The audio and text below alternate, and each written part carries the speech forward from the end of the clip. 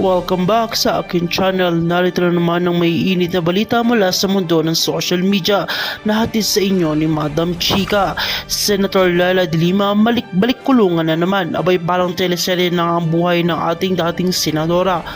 Matatanda ang matagal nang nakalabas si Senator de Lima matapos ng ilang taong pagkakakulong kaugnay sa umunay pagkakasangkot niya sa illegal drug trade sa loob ng New Bilibid Prison. Ilang beses na ring ibinasura ang mga kaso laban sa kanya dahil sa kawalan ng matibay na ebidensya. Kaya na malaking gulat ng publiko nang kumalat ang balitang siya'y muling inaresto kamakailan lamang. Ayon sa mga ulat, isang panibagong kaso ang sinampa laban sa kanya, kung saan sinasabing may bagong testigo at ebidensyang inilantad.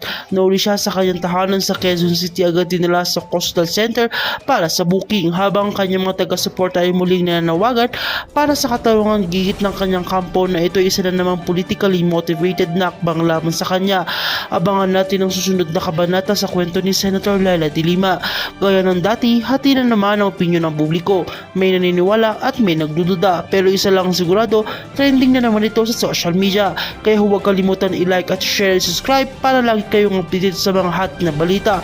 Ako si Madam Chika, lagi may dalang chismis pero may laman. Hanggang sa muli mga kachika.